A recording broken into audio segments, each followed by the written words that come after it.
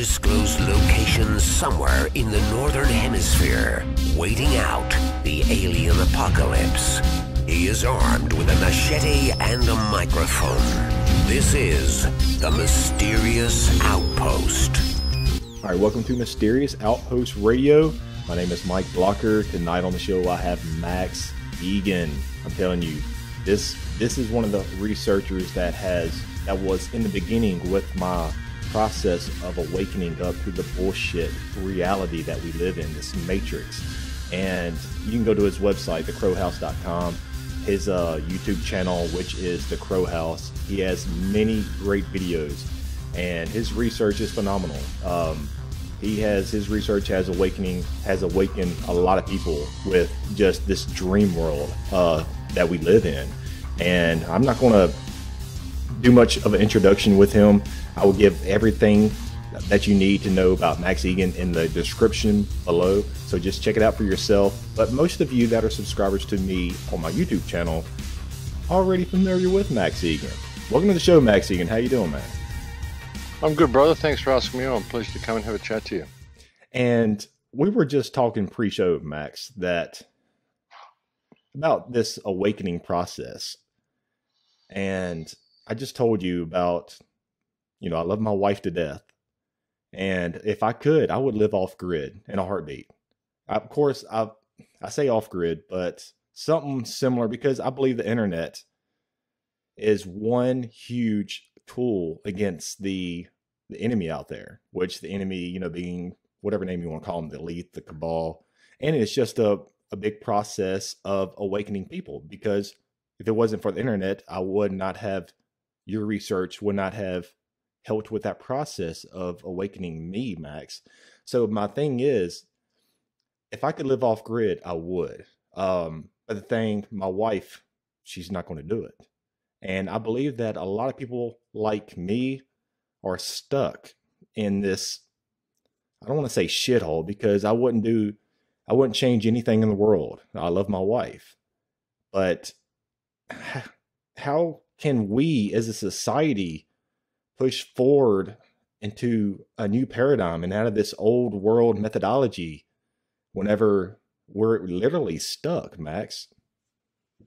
Well, that's the thing. It's a really difficult question, and as I was saying in the break, it isn't really completely necessary for you to wake your wife up. She will wake up at her own pace.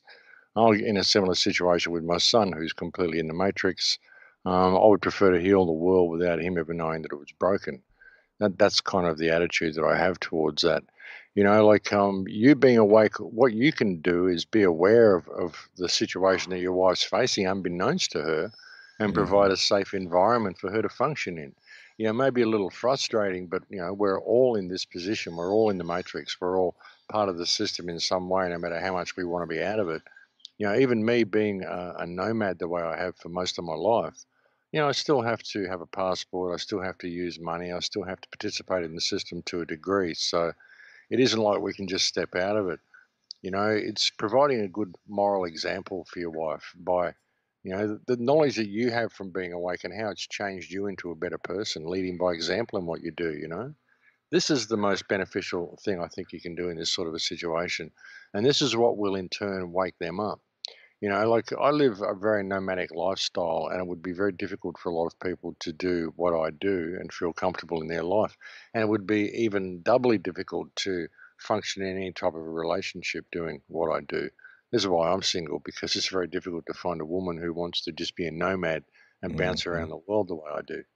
So, it's a balance you've got to come to. I mean, perhaps these relationships that we get in, these loving relationships we get in where there's one person awake and the other person in the matrix, well, you're there to provide that buffer for her so that you can protect her from the system, which you wouldn't be able to do if you didn't have this knowledge.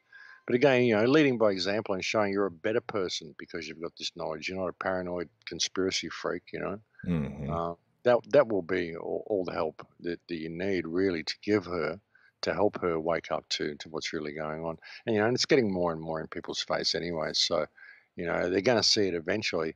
And the best thing you can really do is to be a safety net for when that happens. Exactly. And well said, Max. Very well said.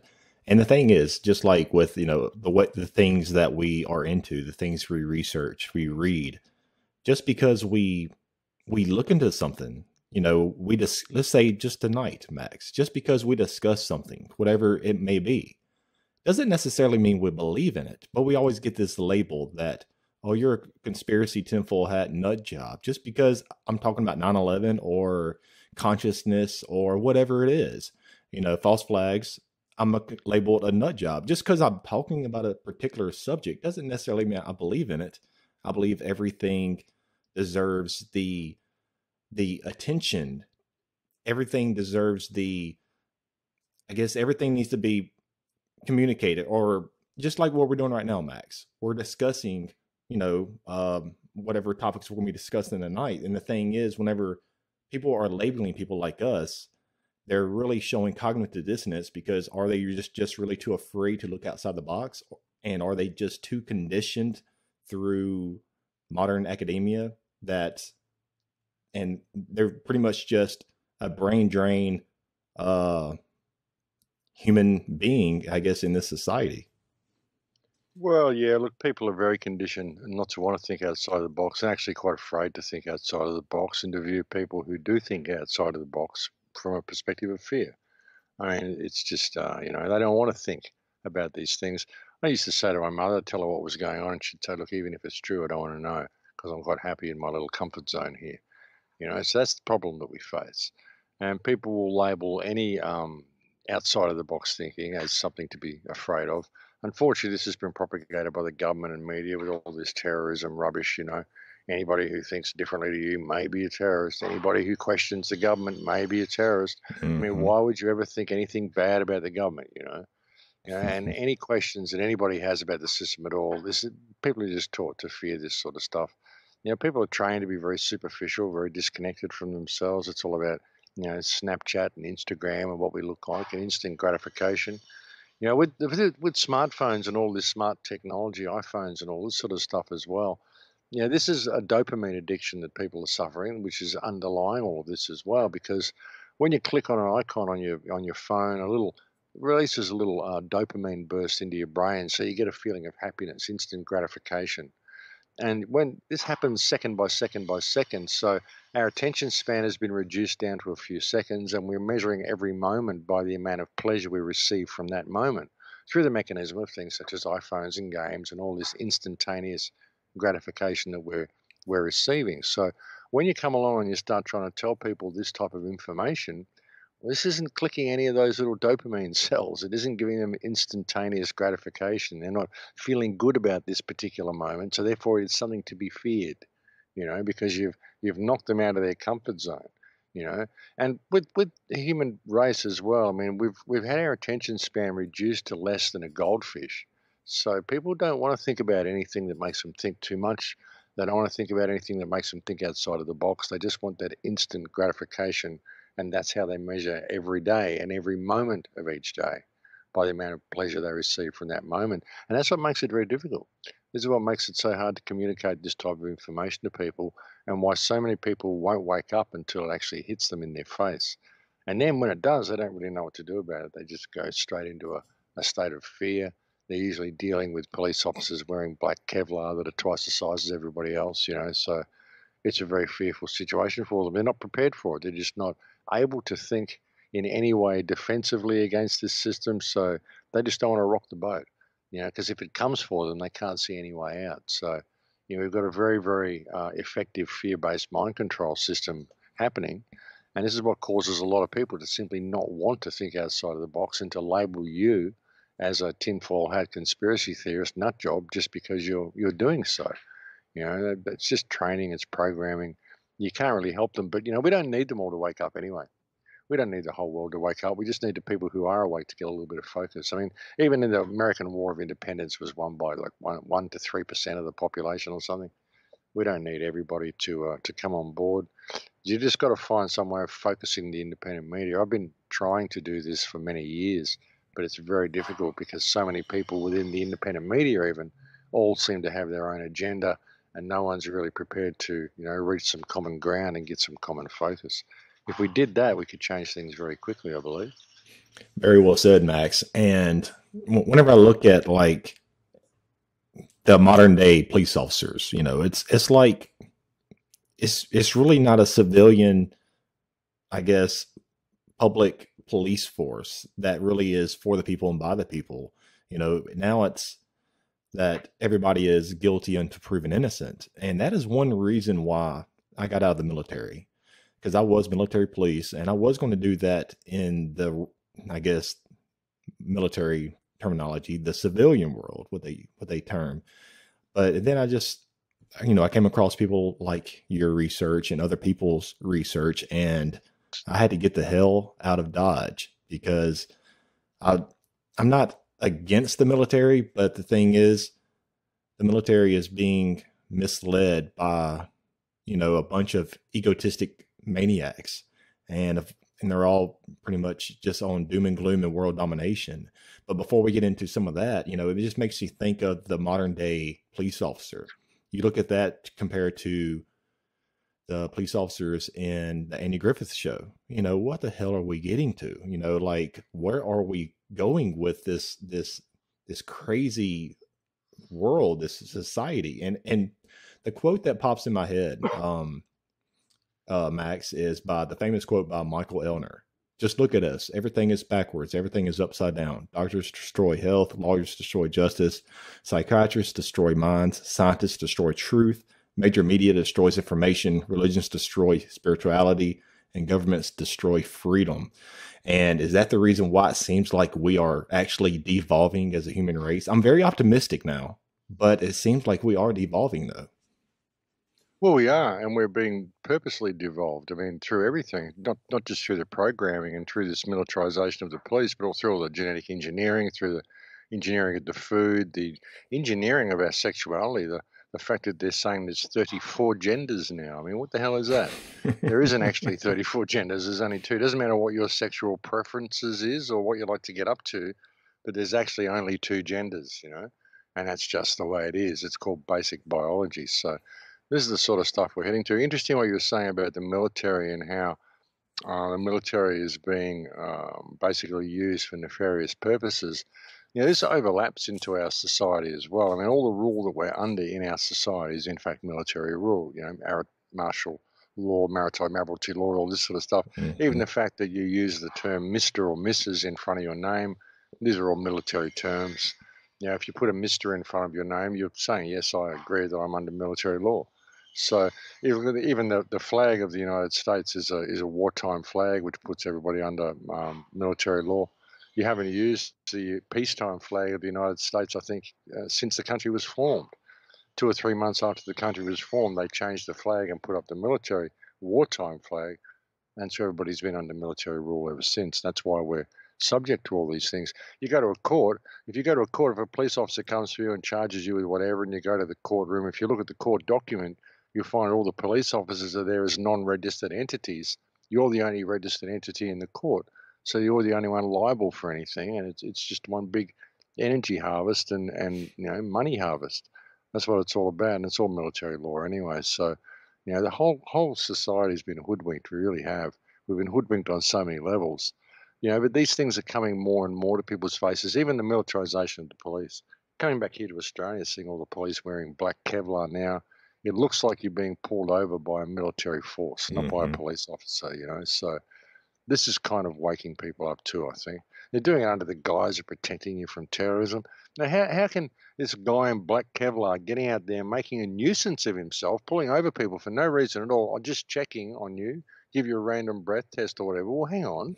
What's the reason? You can't just pull someone over for no reason and say you're just checking on them. I mean, what is that? That's just making a nuisance of yourself, which is actually against the law.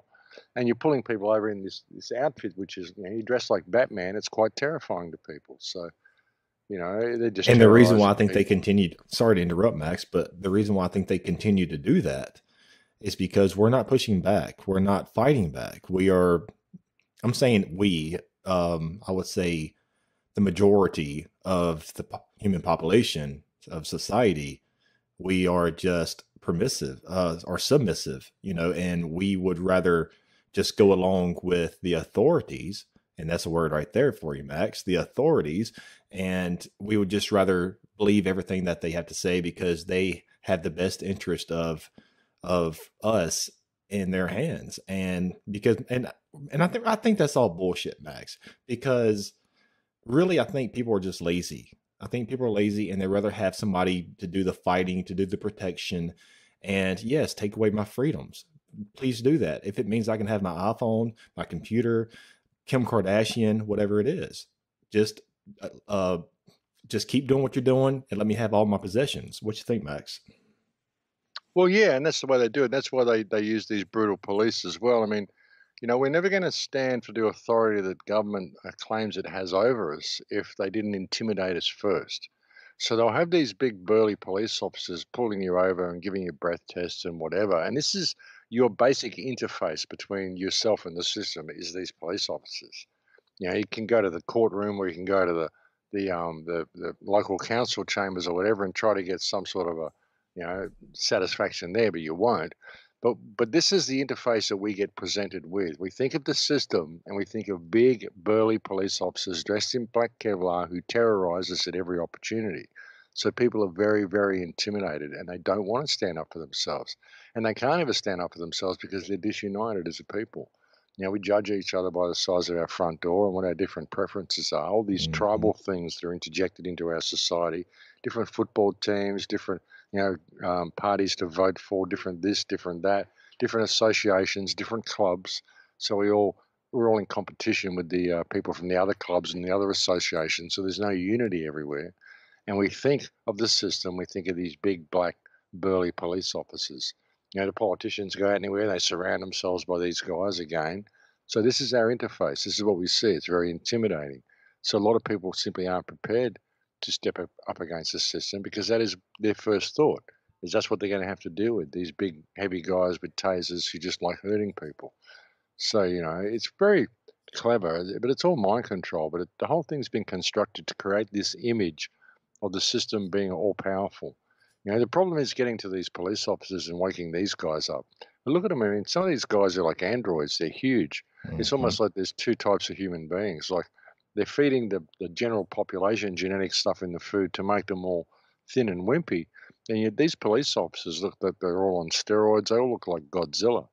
It's incredible. So, how do you stand up against people like that? Plus they've got all the weapons, but it's all done for a reason, just to create this air of power and intimidation around the people, around the government, so then they can just up the powers a little bit more and push the people, push back more and more. And how do we push back against them? What are we going to push back against the police officers on the side of the road? That's not going to get you anywhere. The way to push back is if, don't pay any of their fines or anything they give you and go and stand up against it in court and ask a few questions in court and push back that way. As much as you don't like going to court, that's the most effective way to push back against the police, is to stand up for yourselves and to not just take it all lying down. Don't believe that their authority actually exists because it's just an idea. Ask the right questions. Go and challenge what they ask you to do, because basically it's just people farming and slave trading, and it's extorting money out of you. That's all it's for. Most of these laws are just to extort money out of people. They don't bear any real reason at all. I mean, they don't help society at all. They don't protect society. They're just there to extort money out of people and to intimidate people and to exalt the rulers. So, people need to question all of this stuff. They need to stand up against it, but do it in the right way. And a lot of it boils down to, Max, ego, because I guess we don't like to get into the reptilian part of the brain, but, a lot of people say that the ego, which a lot of you have discussed numerous times and other researchers as well. But Carl Jung said it perfectly. The self is not only the center, but also the whole circumference, which embraces both conscious and unconscious. It is the center of this totality, just as the ego is the center of consciousness. And he said it perfectly. And I think, I guess, why does it seem, Max, so hard to break through the ego paradigm? Is ego a human construct, or is ego woven into the very fabric of our DNA? Well, ego is necessary. If you look at ego, it's a part of who you are. Without ego, you wouldn't have any sense of being, any sense of worth. The problem is false ego. The type of false ego that makes you feel superior to others, the type of false ego that manufactures a false threat from others, which is usually what most superiority complex comes from, is because you see other people as a threat to you, so you need to stand your ground a little bit more than perhaps you should. Mm-hmm. You know, this is false ego. It's a difference between ego and false ego. You know, ego is what makes you want to stand with pride. Ego is what makes you want to be a warrior, and what makes you want to protect people, protect your family, protect yourself, and be proud of who you are. You know, see the value in yourself. You couldn't have any of this without ego. So, you know, it is an absolutely essential part of who we are. But it's differentiating between what ego is and what false ego is. What's That's the issue. You know? exactly, and what we do, the ego does help.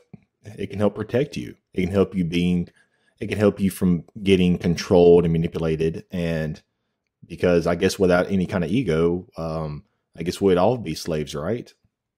Well, yeah, we wouldn't Well, have any physically, value. like We wouldn't feel. we wouldn't know that we're slaves instead of just, you know, really instead of being slaves to the matrix.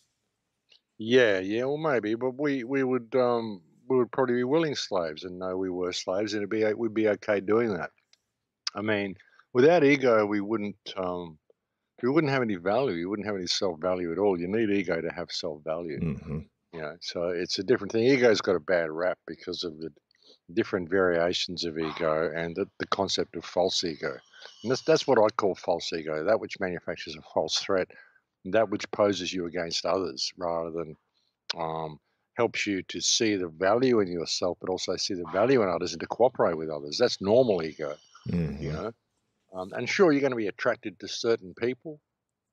You know, it's going to be certain people that you don't want to hang around because you just don't feel comfortable around them. That's perfectly natural, you know, and that's not ego either. You know, the fact that I just want to hang out with this certain group, you know, we're always going to be attracted to people who we resonate with and we share energy with and who make us feel comfortable. That's not really a cliquey ego thing. I mean, it can be, you know, in this social system, people can, you know, lead themselves into that type of thing. But you know, it's being aware of it, being aware of what your attraction is to other people, why you choose to associate with certain people and not with others. I mean, but very often it's good to associate with people you don't get along with. You know, there's a wonderful saying, I can't remember who said it, but you know, I don't like you very much. I must get to know you better. Or I don't like you very much. I must spend more time with you Sounds like one of my because ex-girlfriends. you know that. Well, that's how you get to know yourself. If you don't like something about someone, it's usually a reflection of something about yourself. And so Mm-hmm. it's good to spend time with these people and break down these barriers that you have with these people because you can both learn from it. What do you think is I guess, the best way to, I guess, a few examples just for people out there that are listening to this, that or will be listening to this, to break through, I guess, the false ego or the bad ego. The and I guess and with that, what are some ways for us to consciously evolve out of this, I don't know, reptilian mind construct, you know, the bad ego part? Look, it's seeing the value in yourself.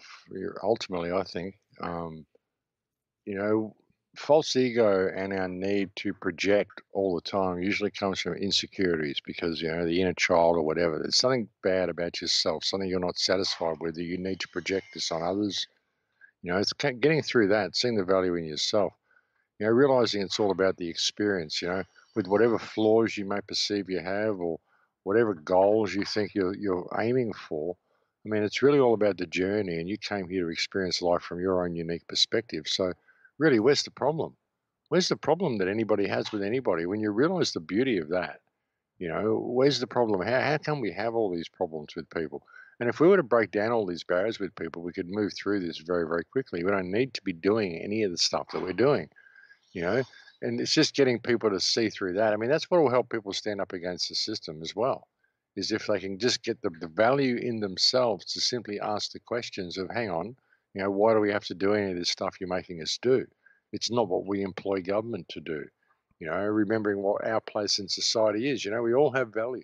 Every single one of us has equal value, and government is simply employed to manage infrastructure for us. So we don't need to be doing any of this sort of stuff. All these sort of little common things, just these things of what this reality is, can really help. Seeing the value in yourself and seeing that in everybody else. You're not anything special. Everybody is something special. We are all here to experience this incredible journey.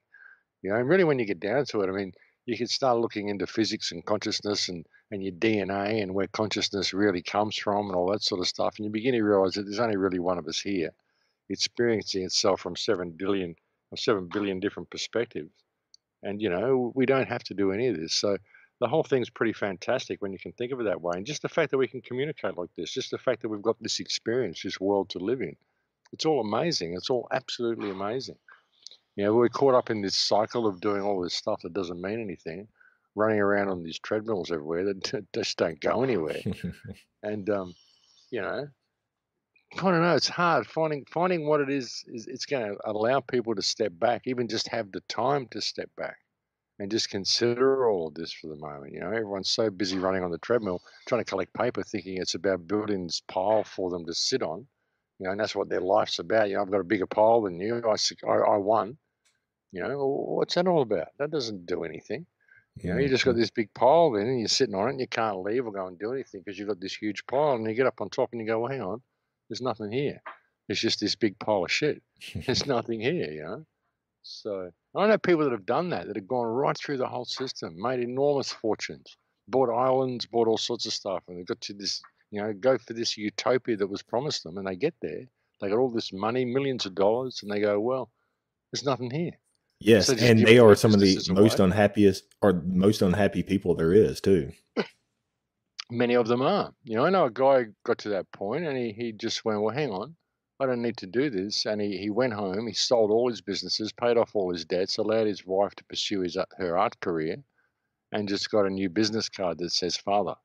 And that's what he does now. And, he just stepped out of the whole system because he realized he had all these millions of dollars and all he did was work to make more money to keep his family happy. He realized his family's missing out on the one thing they want, which is him.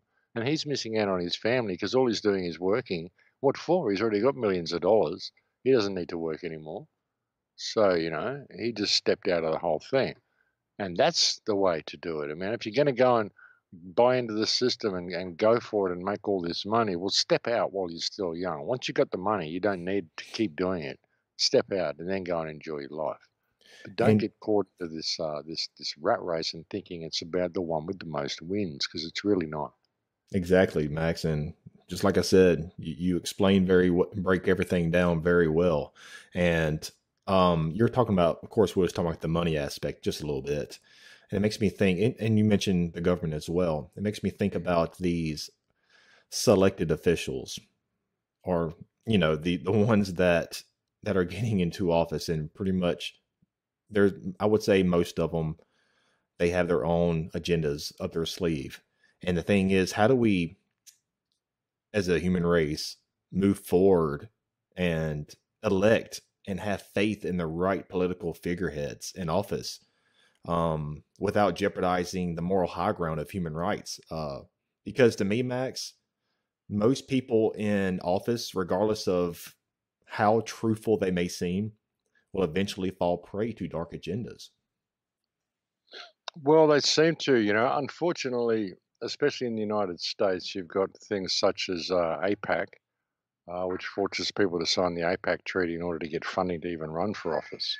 So it's a tricky thing, And even with what we do, we don't want the whole system to come crashing and burning. We just don't want that. I mean, what would be the other options if the system was to just crash and burn? If we were to just all rise up and overthrow the government, it'd be chaos. It wouldn't be anarchy. It wouldn't be self-governance. It'd be absolute chaos. Mm-hmm. So, it would take at least a few generations to lead people back to a point of education where we were able to govern ourselves.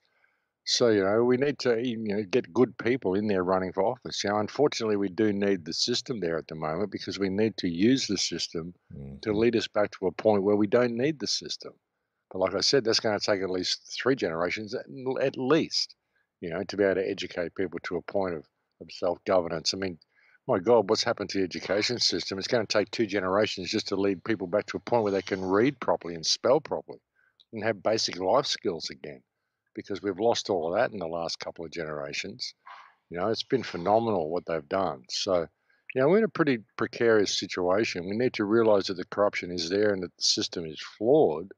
Not that it's broken. It's not broken. It's designed to do exactly what it is designed to do, and it's doing quite well. But we really need to realize that it's flawed, and we need to start finding mechanisms that can cause the people within society to stand up for themselves. Liability notices, whatever we can think of to operate within the system and attract the right politicians, attract the right people. I'm sure there's politicians in there and even police officers in there that are quite prepared to stand up. They can see how corrupt the system is, and they're quite prepared to stand up and do the right thing. But with the general population being in this incredibly disorganized state, I mean, it's a mishmash. Even the independent media, it's a mishmash. Nobody can agree on anything. I was It's in the all this military, Max, infighting. and So, saw how screwed up the system was, and that's what made me get out. well, yeah, exactly. So why are any of these politicians or any of these military or police or anybody, why are they going to stand up and lead the charge when they're not going to have the support of the general population behind them? I mean, they might have the support of the general population in theory, in as much as everybody wants change, but everybody's so much squabbling amongst themselves, they're not going to have anyone rally behind them.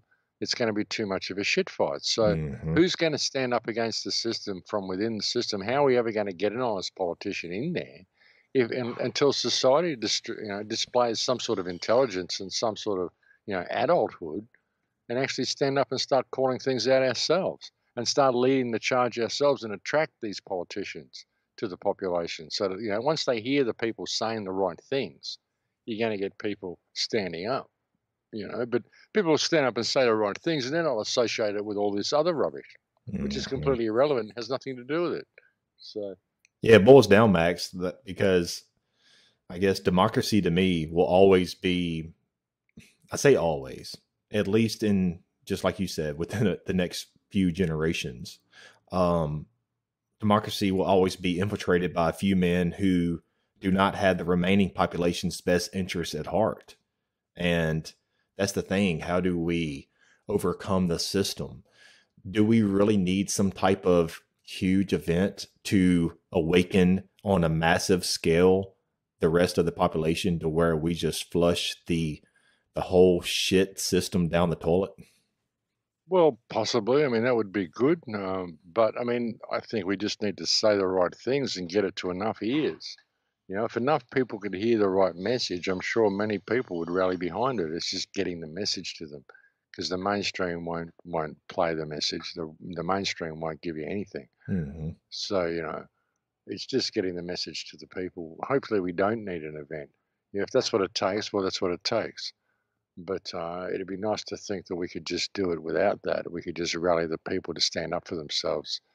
With the whole frog in water syndrome that's going on now, they're turning up the heat so gradually that many people simply aren't seeing it, unfortunately, and they won't see it until it's a little bit too late. And with the whole smart grid as well, I mean, this is what's rolling out underneath everything, is the whole smart system, and that's what's really the big problem. That's the end game.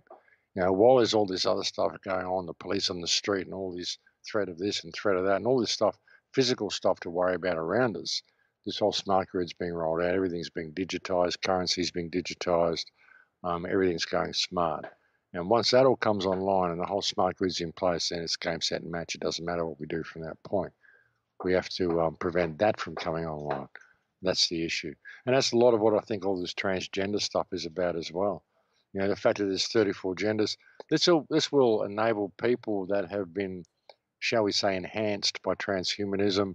And even with Sophia, the robot, being given citizenship, it kind of humanizes that. This will allow a robot to have a gender, or a person who is artificially enhanced to have a gender, to be able to claim a gender. So it kind of normalizes all of this as well.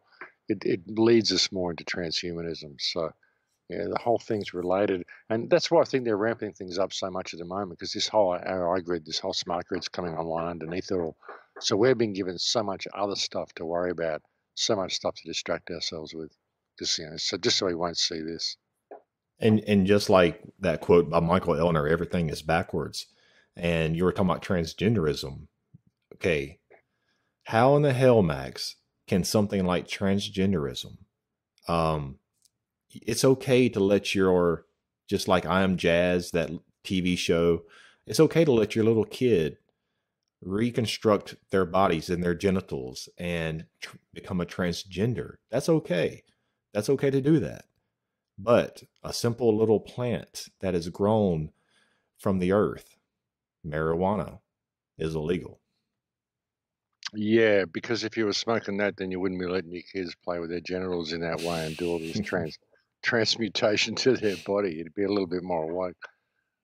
Yes, disgraceful. It's absolutely disgusting. I mean, before kids have got any idea of what sexuality is, they're training them to be. It's basically playing make believe. I mean, you can get a kid and you play make believe and teach a kid to be anything you want. You teach a kid that it's a puppy dog if you want, you know. And you know, you can easily teach a little boy that he wants to be a little girl, and a little girl that she wants to be a little boy.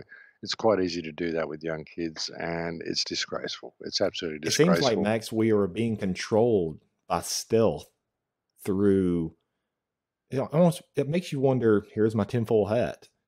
Who is sitting behind the scenes in that dark room calling the shots especially when it comes to this programming through television? Because a lot of this transgenderism and a lot of other things out there is being programmed in the young minds through television, cartoons, movies, what have you.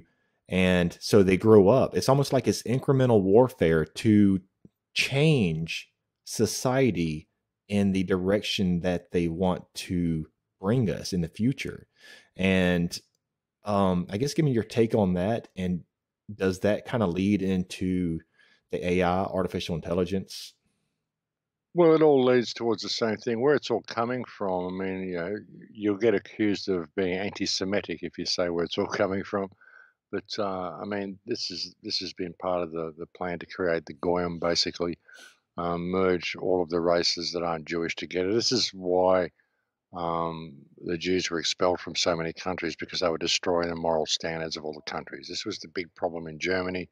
The first plays that promoted homosexuality, transgenderism, adultery, all this sort of stuff, all by Jewish authors, all designed to lower the moral standards of the West and to merge all the races together.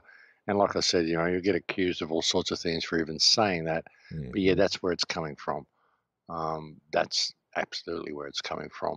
And it's been an ongoing plan. It's been a very long plan. And that's who's controlling all the AI as well. Even, you know, a lot of it's been done through Saudi Arabia, which is all, you know, joined at the hip with Israel. So it's all part and parcel to the same thing. This is about the destruction of the West, the merging of the races together, the destruction of the white races. It's very unfashionable to be a white heterosexual male at the moment. Anybody else is an ethnic minority, except white heterosexual males. These are the most evil things on the planet, apparently. So it's all part of the same plan, but that's where it's coming from. And a lot of this, I think the reason why it's leading to, just like what you said, I guess it seems like we're going down this rabbit hole really fast. And you talk about the AI and I think, have you heard of the 5G conspiracy? I'm sure you have. Oh yeah, 5G. I've done quite a few videos on 5G about what's going on with the whole 5G system is integral to the whole AI system as well. And the 5G system, what a lot of people don't realize is that once it comes online, it'll be like you're permanently living inside an airport scanner. That's the kind of frequencies that everybody will be subject to. So all those people who opt out of airport scanners, it won't matter once the 5G comes online. You're going to be living in that all the time. You know, it's an active denial system underneath all that as well. Very, very dangerous system, and it's essential for the smart grid to work properly because they need very, very fast. When do they plan on it to come online, Max? Next year it should all be coming online, fully online by 2020, and they want it to be fully autonomic, all completely run by AI by 2025. That's the plan, and the rollout is very, very quick. They're rolling it out now. They want it all. I think there's certain places that are 5G already, but they want it all completely up and running by the end of 2018, I think. And right around the world by the end of 2020. how do the powers that shouldn't be, whatever name you want to call them, the decision makers, the elite cabal, whatever, how are they protecting? How will they protect themselves from this 5G? Because it's almost like it's half depopulation, half artificial intelligence moving us towards this transhumanism ideology agenda. Well, they want transhumanism. They want the enhancements, and most of them are just psychopaths anyway. They just want the world to burn. They don't care. So how they're going to protect themselves? Well, there's a lot of underground bases, all sorts of stuff like that. There's great possibility that many people will be in there. But it's how the AI is going to use it is the interesting thing. I think their hubris is what's going to destroy them, these people. I don't think they realize what they're creating, because once the system becomes fully autonomic and AI takes over, it won't differentiate between Rothschild and Smith or Goyam and Jew or any of that sort of stuff. It'll simply do what it needs to do. And the problem will be once the system becomes fully autonomic, and then once people attempt to regain control of the system and regain control of the internet, the possibility of the internet or the intelligence that will by then be running the internet, whether it will see humans as a threat or not and choose to retaliate against humans. Because it will be controlling the 5G system, which is an active denial system. I mean, all sorts of worms can be opened with this. So it's a huge Pandora's box that they're putting in place. But basically what we're doing is we're weaponizing the airwaves. We're digitizing every aspect of our lives. We're handing the keys to this over to an artificial intelligence, which really doesn't care about humanity. So it's not a very smart thing to be doing. So, the problem is with the digitization of everything, and this is happening, as I said, under the carpet. It's being rolled out under the carpet. While we're all worried about this, we're worried about that, worried about war with North Korea or what the government's doing, or, whether we can get the right politicians in place and all sorts of stuff, all stuff that needs to be looked at. The militarization of the police, all these things that we're given on the ground to deal with in our everyday lives. So we just don't look at what this smart grid is, and we accept this smart grid and we just bring it online ourselves under the guise of convenience in our lives. That's what's happening. All these little things that are more convenient for us are all part of this smart system. And the reason they're ramping up the police state and ramping up all of the theatre of conflict in every aspect of society, in every aspect of our lives, is simply to keep us distracted from all this stuff that's rolling out. There'll never be war with North Korea or any of this sort of stuff.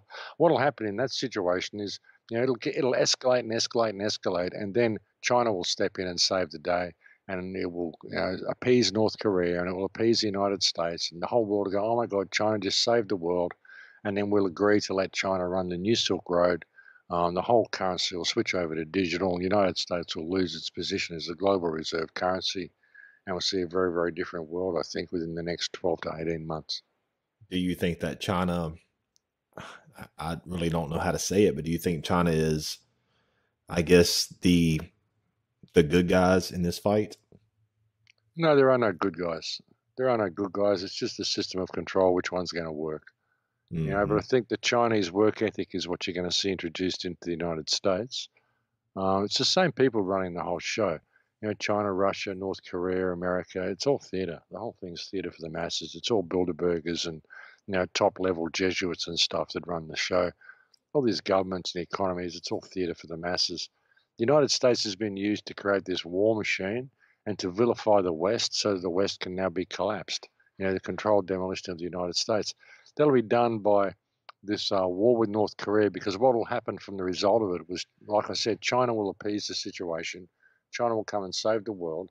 The new Silk Road, just look up One Belt, One Road. This is the new Silk Road that's going to open with China at the top. And on that new I'm actually looking at it right now on your video, what's about to happen. You have about 116,000 views on that that video, and I would try to give the link to this video in the description below for everybody. But yeah, go ahead and discuss, I guess, about this China's One Belt, One Road initiative. Yeah, well, that's what I was saying. That's exactly what I was talking about on that video, how this is all going to happen. This is like a new Silk Road, new trade agreement that's going to happen. It will squash England out of the picture. It will squash the United States out of the picture. And I think they will probably use a blockchain currency or a digital currency to run trade on this new economic Silk Road. And then that will mean the United States will lose its position as the global reserve currency, because Bitcoin's making sure of that anyway. all the cryptocurrencies are having the effect of undermining all of the local currencies of many countries. And this is a good thing in many ways, and it's a bad thing in many ways. Like I said, we don't want the system to just crash. The cryptocurrencies would be great, but when you look at the smart system depends on digital currency. It doesn't matter whether it's crypto or not. So the cryptocurrencies will work really well with the smart grid, and it is the smart grid that is the problem. This whole concept of countries and borders and all this sort of stuff, it's all about to change. The countries and borders and governments are only there in name anyway, and they've only been constructed and put there to create this situation that we're at now, where it can all be switched over to digital. And that's what's about to happen. And China is going to be running that system. It's just all there. And if you go and look at the One Belt, One Road initiative, it's all there in it. And the people aren't really going to accept this. So China's being presented as this new wonderful thing. The new Great Wall movie that came out that showed the Chinese army, how wonderful they are, almost elf-like. Oh my God, the Chinese are so wonderful, aren't they? This whole mind thing that's going on at the moment with China to present them as this big savior of humanity. In that film, they're saving the world from the creatures that were coming to overrun. That's what the Great Wall was all about. There's Matt Damon there, saving the day for us. I mean, the whole thing is put into the minds of the people, and this whole theater of conflict that's happening with North Korea, this will present China to the world as being the savior of the world. Just stopped World War III for us. So, of course, China can run this new economic Silk Road. And it's just going to be far more convenient to use Bitcoin and to use cryptocurrencies. Everyone's going to love that because they've all made so much money on them so quickly. And, everyone's losing faith in the US dollar and in their general currencies around the world, the euro, whatever. Everyone's losing faith in them. So that's what scares me, Max. Didn't mean to interrupt, but I feel like there is two factions at play here. There's one backing China and helping them out on this global stage, this theater, as you call it. And then you have the ones that is behind the U.S. But the thing is, do you think the ones that are backing the U.S.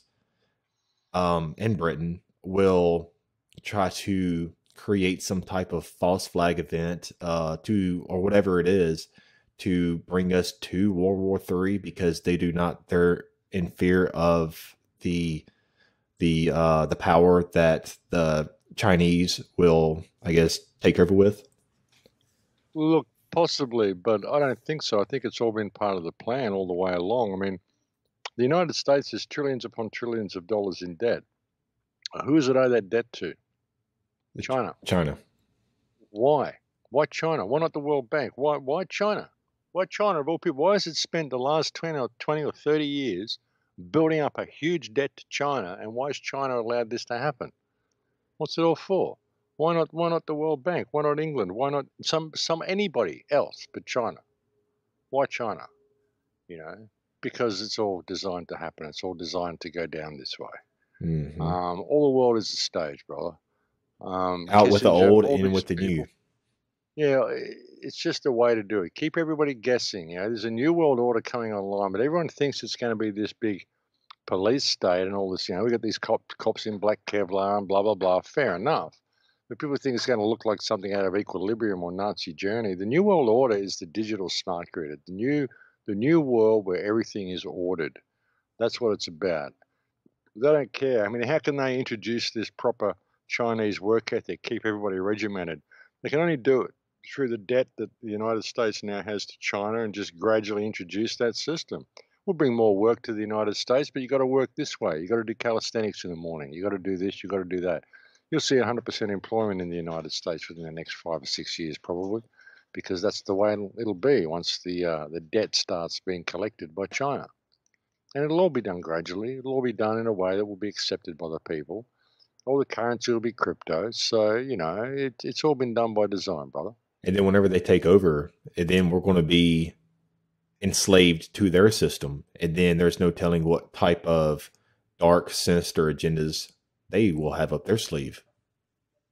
Well, it's all just more efficient ways to run the people farm. They've got the third world to work on after this. Once they've locked down the Western world, mm-hmm. which is what they're in the process of doing, then they've got the third world to work on. So they've still got a fair bit of way to go.